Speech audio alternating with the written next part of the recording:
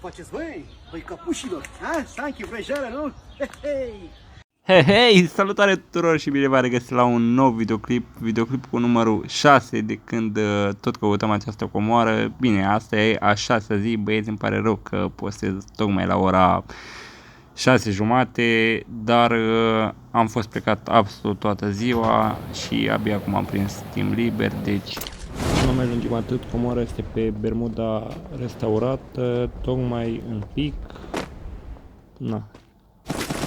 Sper să aveți și voi timp să găsiți. Cam atât am avut și eu de spus. Vă las să vedeți unde este comoara și cum am zis, sper că mâine o să fim o leacă mai punctuali.